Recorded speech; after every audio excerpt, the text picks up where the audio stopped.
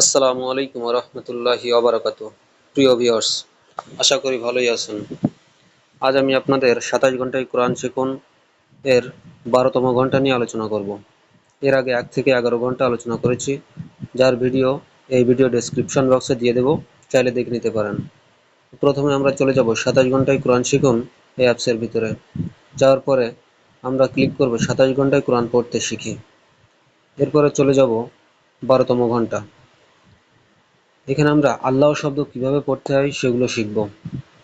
এখানে আছে নুন সাকিন এবং তানবিন। নুন সাকিন হচ্ছে নুনের উপরে যদি সাকিন বা যজম থাকে তাকে নুন সাকিন বলে, আর দুই জবর দুই পেশকে তানবিন বলে। তো এগুলো থাকলে আমরা কিভাবে পড়ব?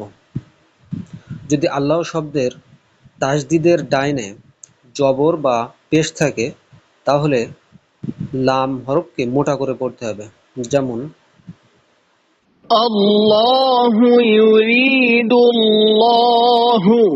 এবং আল্লাহ শব্দের তাসদিদের ডাইনে জের থাকলে তখন আল্লাহ শব্দের লাম পাতলা করে পড়তে হয়। যেমন বিসমিল্লাহি। এরপরে গুন্নাহ। গুন্নাহ 3 প্রকার: ওয়াজিব গুন্না, মিম সাকিন গুন্না এবং নুন সাকিন বা তানবিন গুন্না। ওয়াজিব গুন্না হচ্ছে নুনে অথবা মিমে তাসদিদ থাকলে গুন্না করে পড়তে হয়। আন্না হুম্মা। এখন মিম সাকিন গুন্না। মিম সাকিনের বামে বা অথবা মিম থাকলে তখন গুন্না করে পড়তে হয়। রব্বাহুম বিহিম। এবং নুন সাকিন গুন্না হচ্ছে পাঁচটা নিয়মে পড়তে হয়। এখানে নিয়মগুলো দেওয়া আছে, আপনারা দেখে নেবেন। এখন শব্দের শেষে দুই জবর হলে, যেখানে থামতে হয় সেখানে যদি দুই জবর থাকে, তাহলে এক জবর বাদ দিয়ে এক আলিফ টেনে পড়তে হয়। আহাদা কাসীরা মুস্তাকিমা। আবার যদি শব্দের শেষে হা অক্ষরে খাড়া জের বা উল্টা পেশ থাকে, তাহলে শেষ অক্ষরে সাকিন দিয়ে থামতে হয়।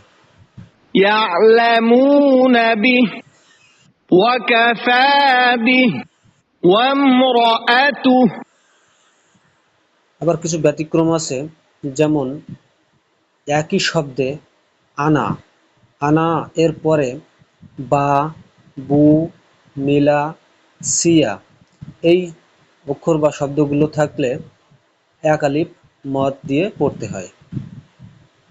আনাবা আনাবু আনামিলা আনাসিয়া। কিন্তু বাকি যত আনা আছে সেগুলো মদ হবে না। যেমন ওয়ালা আনা আবিদুম মা আবাদতুম ওয়া মা আনা মিনাল মুশরিকিন। আজ এই পর্যন্ত। তো ভিডিওটি দেখার জন্য আপনাদের অসংখ্য ধন্যবাদ। এমন ভিডিও আরো পেতে চাইলে চ্যানেলটি সাবস্ক্রাইব করে দিবেন, এবং যদি চান যে আপনারা কোরআন সঠিক সহি শুদ্ধভাবে পড়তে, তাহলে এই অ্যাপসটি ব্যবহার করুন এবং কোরআন শিখুন এবং বেশি বেশি করে কোরআন তেলাওয়াত করুন। আপনাদের কাছে এটাই চাওয়া। আমার জন্য দোয়া করবেন, আমি আপনাদের জন্য দোয়া করি।